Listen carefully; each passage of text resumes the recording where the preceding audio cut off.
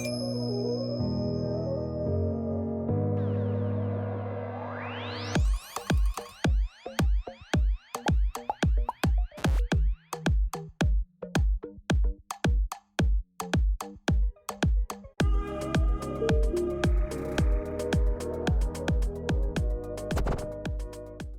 moving forward, we've got Jade Scipione, one of our legendary moderators she's senior reporter at CNBC Make It. And she's going to be leading a panel called Taking Big Action on Big Ideas with some other awesome panelists. Unfortunately, Peter Thomas Roth was not able to, his flight was delayed, so he's no longer able to join us on this panel. But we'll go ahead and have the conversation with Ju and John. Go ahead, Jade. John and Ju, nice to see you guys again. Ju, I met last time. So, I just want to first open it up to the chat. You guys have better questions than me. I know that. And so hit it up. I'm going to get to it. Ju, I want to start with you because your company started in 2017. You're fairly new. You can say half the time has been during COVID. Talk to us about how your company first got momentum. What really helped you really get on the map there?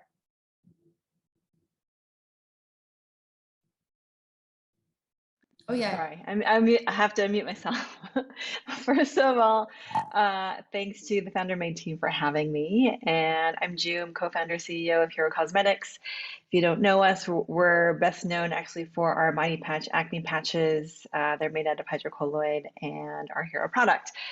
We are now an acne care brand. And you're right. So we started about 4 years ago in 2017. What sort of landed us on the map? Honestly, it was a lot of small things. And so I know the theme of this panel is really about like big ideas, but yeah, I mean, for me, I think the big ideas start with small ideas and they just build. So we had one product, we sold it on Amazon. I started pitching press.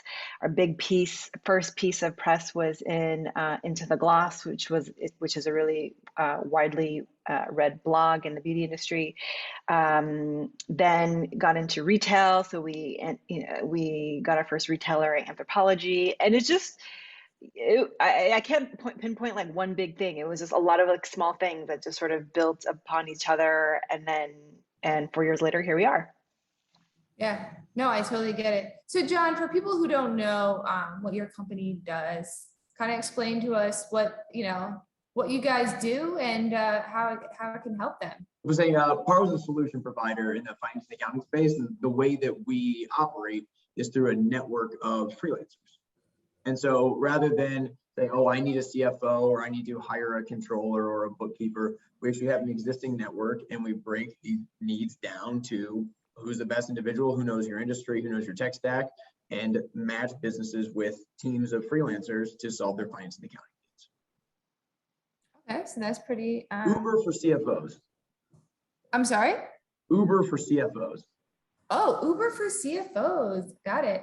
So, June, actually the panel is, taking action on big ideas. So I think that's the biggest hang up that, a lot of the people who are watching, they have their companies already, but that first initial leap, I would say, is the hardest leap of really having the idea and taking action on it. Can you bring me back to when you had the idea and like what made you, take that?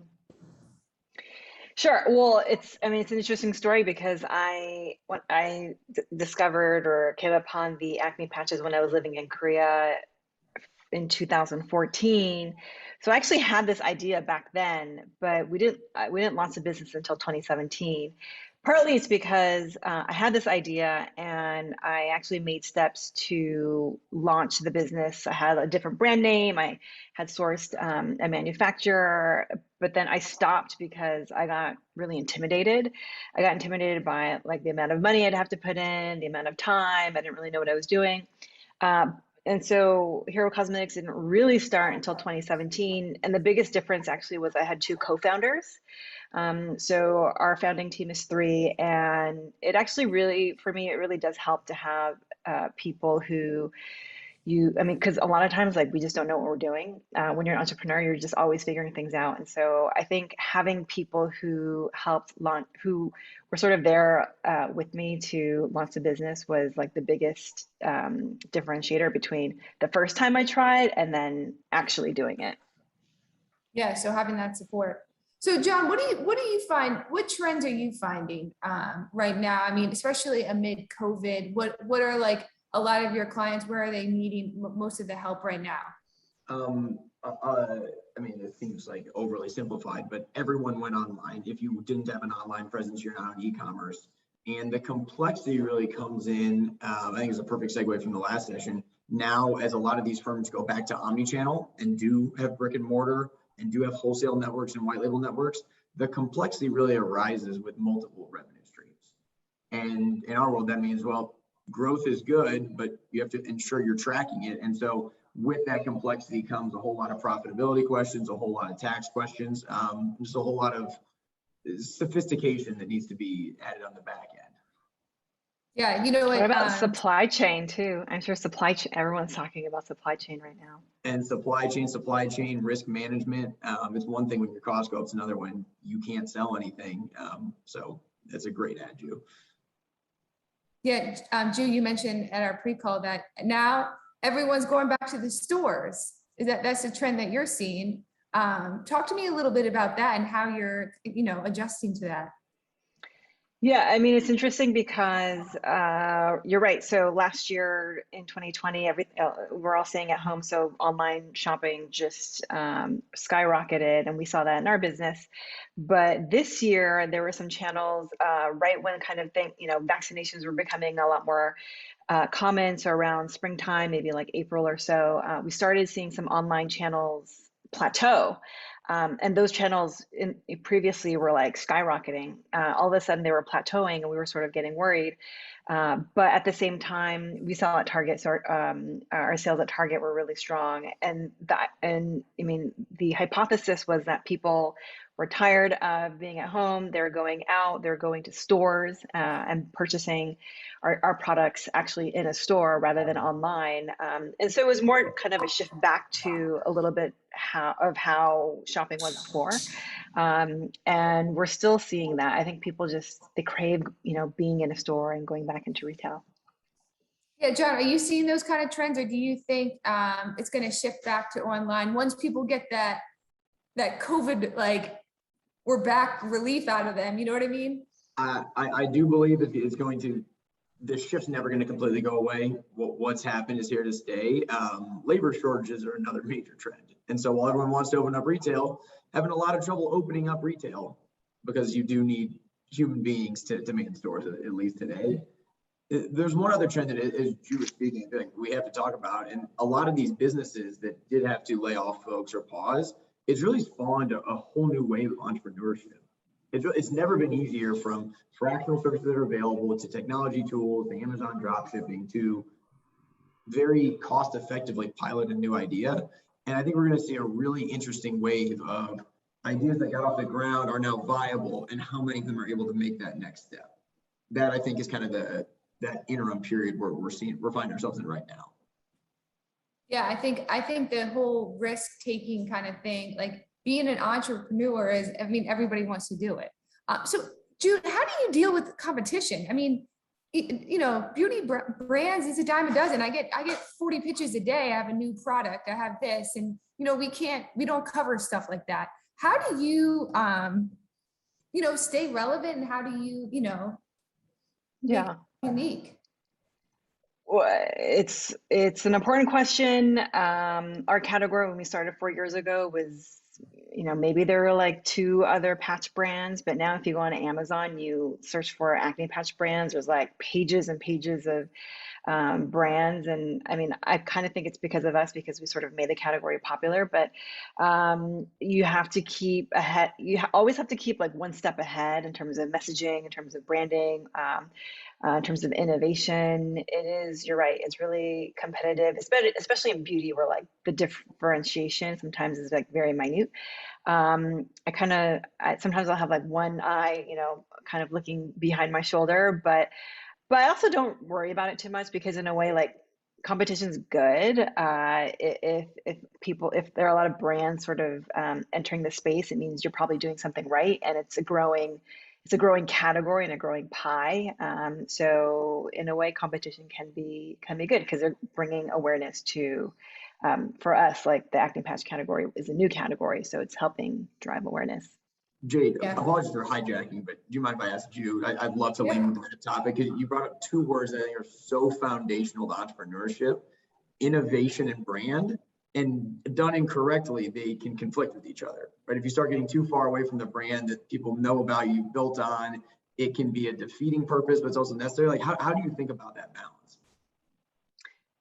Well, I mean, I think innovation comes from brand. It depends on like your brand positioning, your brand statement, like what your brand ethos is, and a lot of the innovation should come from that, like your product philosophy and how you think about like your category and your sort of like I think just ethos towards the category that you're trying to innovate in. So I would say it stems from the brand part. Like that's like the more important part. Yeah. So the big thing I want to talk about is, Jill, last time you say you spend half your budget on TikTok, your marketing budget, I assume. So talk to me about that, and let's talk about this. Even amid COVID, this wild ride of TikTok and how it's really moving beauty brands. Yeah, we have a pretty large budget for kind of social and influencers, and we spend half of that on TikTok because TikTok for us is a channel that is really cost efficient. It works really well. We started dabbling in 2019.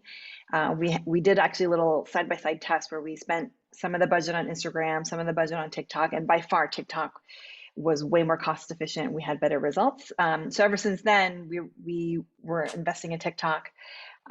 We were also really lucky because last year it really took off as a platform, partly because of COVID, probably.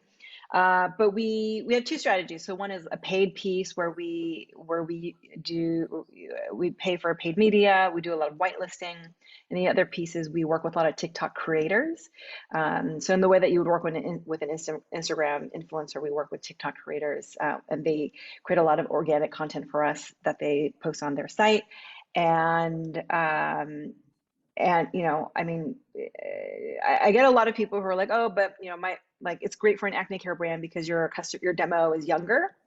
So I think a lot of people think that TikTok as a channel is like really, really young, but actually it is getting older. And so I definitely would encourage brands to look into it and try it. Actually, Peter Thomas Roth, who, couldn't make it today, he was telling us about, because his brand, I think, I believe his demo is a little bit older, but he had a video that went viral on TikTok and sold out his product. And it's been sort of the talk in the industry. Yeah, he said it in like a couple hours, and yeah, it was one of those, I mean, which you all want. It was natural. He said that he didn't pay the person. It was just someone who was talking about the product, using it. Right. And I mean, that's what you hope for, because right. The biggest issue with social media is you can feel when it's an ad. You know what I mean? You can feel, you get that. And sometimes it's, how to really spend that money. And you have to, as TikTok is younger, you need to focus on other channels. So John and Ju just talk about like Facebook and Instagram, and like when you talk about social media, where else are you focused?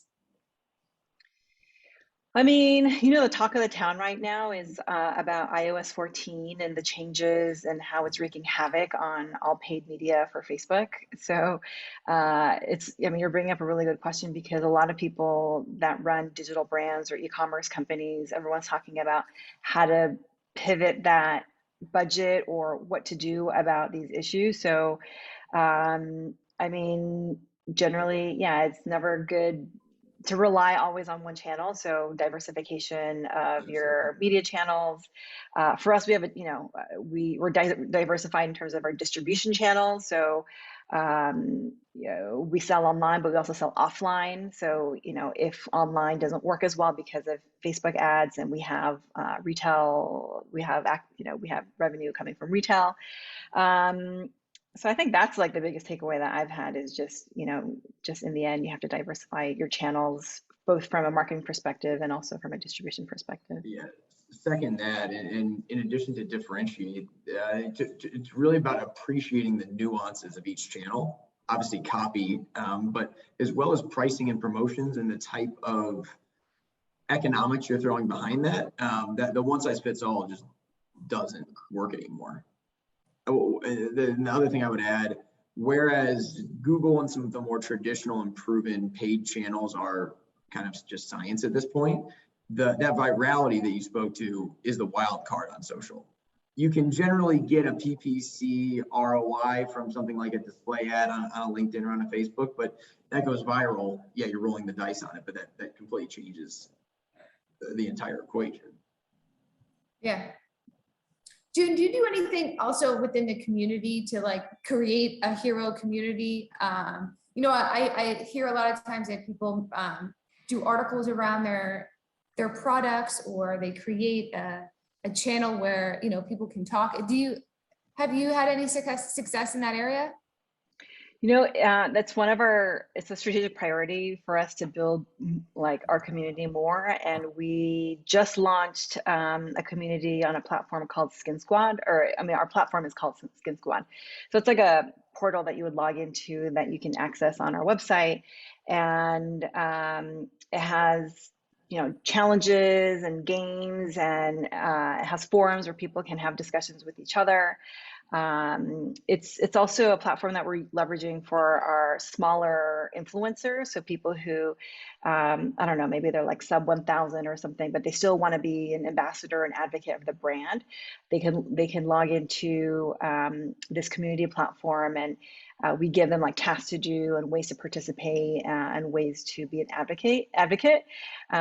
So that's something that we just launched that actually it's working really well. And we're getting a lot of people participating and signing up. So yeah, that's something that we've done. Yeah, John, wouldn't you agree that storytelling is so important for companies to, you know, you all want to be in traditional media, but it's important to use your own platforms to tell a story, to create your own content, create your own videos. Is that a big thing that you're seeing? I'm sorry, I'm a sales guy through and through, so life is about telling stories. And emphatic yes. If it's not authentic, if it's not in the voice of your brand, people can smell that from a mile away, and that shows up financially as well. So certainly.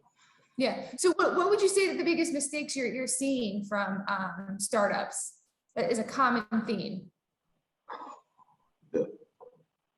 I'm sorry for the boring answer. A lot of this is about infrastructure, and entrepreneurs and startups, they never lack passion. They never lack ideas, but actually understanding what's going on is a constant struggle. And so much about that is the boring stuff, is the things that people like to do. But when you're set up to actually track what's working and what's not, when you have a strategy that you can say, am I achieving these goals or am I not?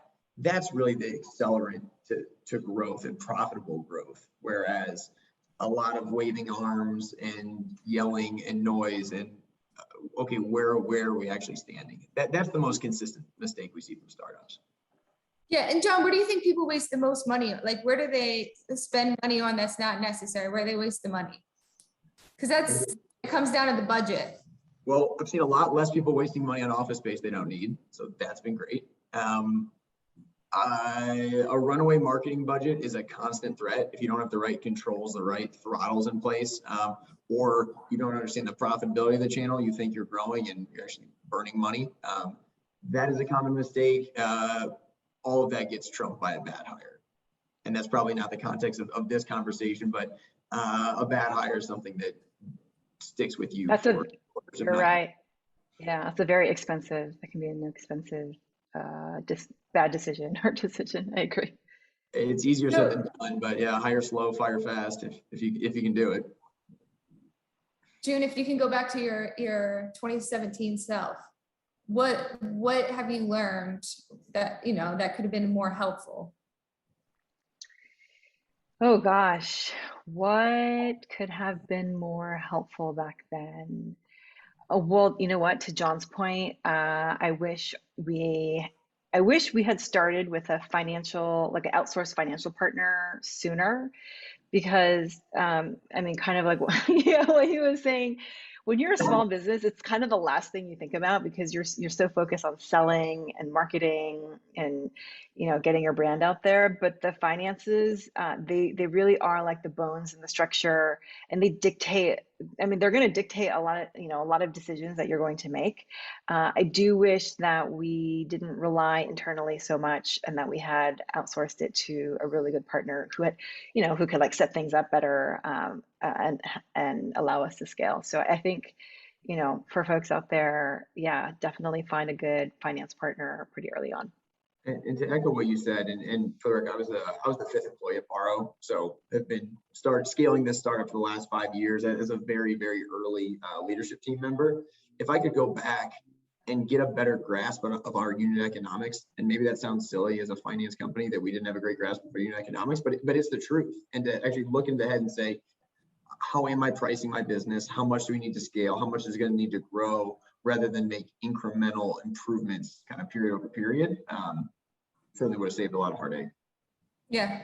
But John, what are some of the pitfalls in, joining a company like you? Like June said that sometimes, you don't, sometimes, you guys have a say, or like kind of explain to me like what the kind of the thin, the small line on the contract that a lot of them are apprehensive about taking that leap that prevents them. A lot of it's fear, and a lot of it is the lack of predictability. And we see that from our freelancers all the time. That's the biggest barrier to entry on what I think of as the supply side of our marketplace, the CPAs and the controllers and the bookkeepers that are joining our platform.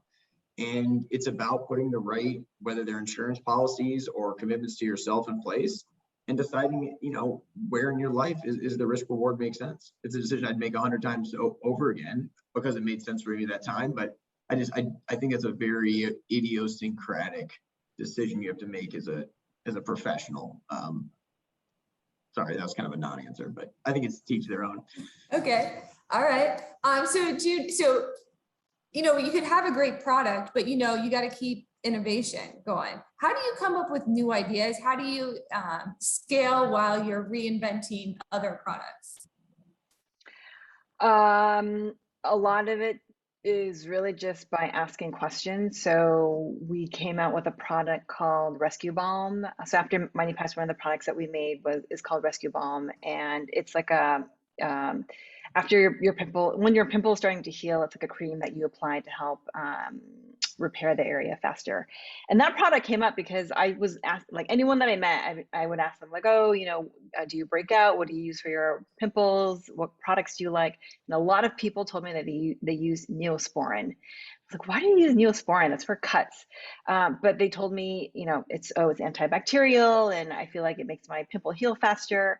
And so that it gave me the insight of, okay, people want some kind of ointment or cream for to speed up like the pimple healing process.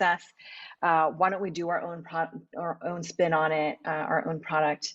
And then so basically Neosporin became the inspiration for what is now our Rescue Balm SKU. And yeah, I think a lot of it just really goes back to asking people, asking your demographic, asking your customers.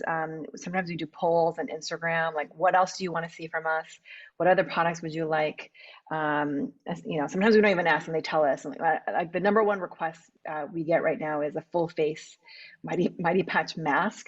And so, you can source ideas from all sorts of places. Sometimes we look at adjacent categories. I read a lot to see like what's trending and stuff, especially in terms of ingredients. But one of the best ways is really just to ask your consumers. Huge props for the customer centricity. Do you have some formal feedback loops where every consumer of your products is getting surveys, feedback, and trying to loop that back into the? We don't. I mean, I'd like to do it in a more regular way, but we don't have like a systematic feedback loop. But we get it from customer service emails, or we get it from DMs on Instagram, or people will like write comments on Twitter. So just like kind of amassing all that. But I think it's an interesting idea to have a more like scalable approach. Yeah. How do you handle a customer complaint? What have you learned is the best approach to that? I mean,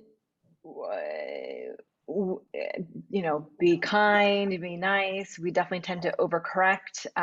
We got a lot of emails about late shipments or missing shipments, and we just ship them a new product. If someone finds a bug on our website or something like that, or has like a bad customer service, customer experience, we offer them credit on our website for helping us identify this issue. So for us, I think the approach is really just to make sure that they end up walking away happy, and really to overcorrect whatever issue there is. It's kind of a silly acronym, but huge believer in ARP: acknowledge, respond, pivot. Give credence to the issue. How are we going to change it? And we pivot the conversation for what it's Yeah. All right. So guys, we have a couple of final thoughts. So John, give us your best pep talk. What would you, when you're in the ears of, a young entrepreneur, what advice is your best advice? Move confidently, take bold risks, but have a plan. And it seems like the initial part is very easy for entrepreneurs to take on and relish. But to know, well, let's set some guardrails so are we successful or not? What is the scenario where we go out and then pull a trigger and go raise a bunch of capital, versus where do we say these were some good learnings, but we can better invest our money elsewhere? Love it. June, you got any final thoughts? I tell people start small, because the big idea is, if you take the big idea and you break it down into different elements, they're like small decisions or small steps that you make along the way, and that build on each other. And then the other thing is, you have to be comfortable making a lot of decisions. Like, you just have to make decisions all the time, whether it's good or bad, it doesn't really matter. Just make a decision, have a bias towards action, move forward, and improve along the way. I always say, done is better than perfect. Yeah, I love that. Well, guys, thank you guys so much. Guys, this was an incredible way to end the day. I mean, Jade, thank you so much. John, Ju, Ju, you started with us, turned into a 9-figure business. This is like the case study of all case studies. It's really, really exceptional. And I think having a bias towards action is everything. Done is better than perfect. And I think that, leaving it on that note, for all beauty and wellness founders out there, trying to build in the midst of pandemic, there's so much opportunity. This is a growing industry. As you can see, we have an incredible group of entrepreneurs and leaders in the space, and we're here to support you. So thank you guys, really, thank you so much for everything.